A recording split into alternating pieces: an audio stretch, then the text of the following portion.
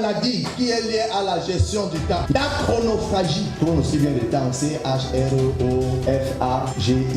La chronophagie. Deuxième maladie qui est liée à la mauvaise gestion du temps, c'est la tendinite. Donc tu écris tendinite.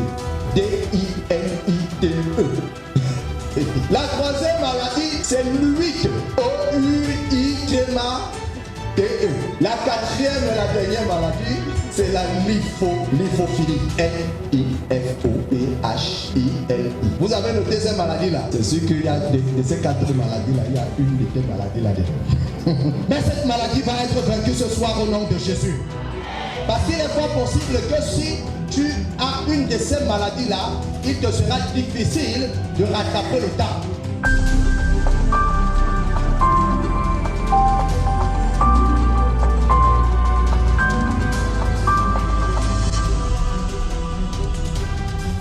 Parce que cette maladie est attachée à un esprit qui ne te permet pas d'apprécier le kairos du Seigneur. La chronophagie, elle se manifeste comment? En fait, c'est que vous travaillez, quand vous êtes en train de travailler, et vous avez toujours l'impression ou alors vous êtes interrompu à tout moment. C'est-à-dire, par exemple, vous êtes en train d'étudier, votre téléphone sonne à tout moment.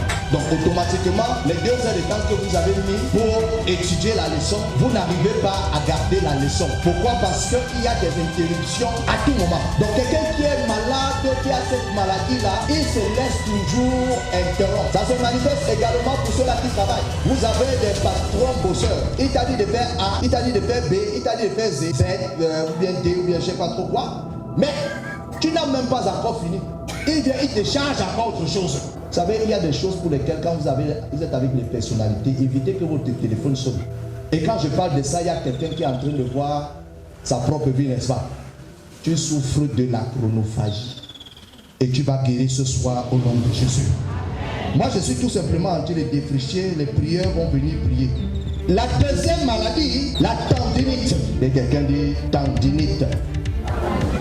En fait, c'est une maladie qui se caractérise par la sous-évaluation du temps et la surévaluation du temps. J'ai expliqué ici là que vous devez avoir un temps rationnel. Ça veut dire quoi?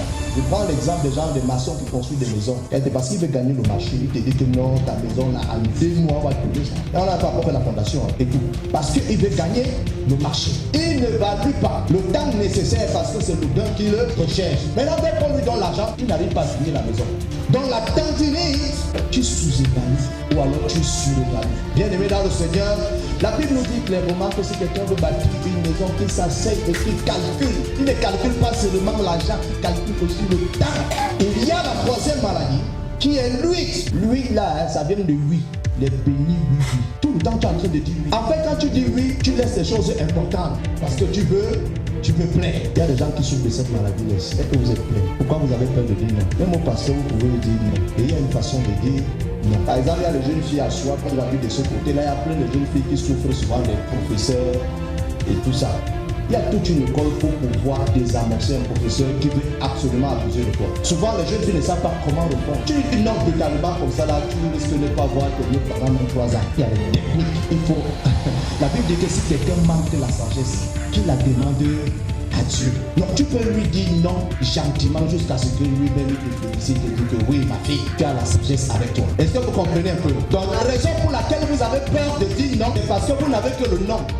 Il y a plusieurs manières de dire non. Donc la dernière maladie, je finis par là, c'est la lipophilie. Voilà, autant pour moi.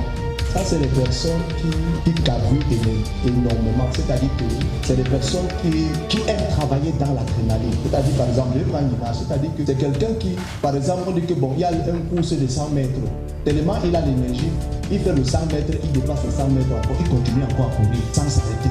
Vous comprenez un peu? Et les gens qui souffrent de cette maladie-là, finissent toujours par craquer.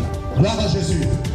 Donc je fais donc un récapitulatif sur les 4 maladies et je crois fondamentalement que les esprits, il y a 2 choses. Il y a les maladies causées par les démons et lorsque vous êtes naturellement malade, là, c'est-à-dire qu'un mauvais esprit peut venir s'agripper là-dessus. C'est-à-dire que ça peut être une mauvaise habitude pour lequel un mauvais esprit vient s'agripper là-dessus pour que tu ne lâches jamais cette habitude-là et pour que le temps ne soit pas racheté. Sur ce, que Dieu bénisse sa parole. S'il y a des questions, nous allons.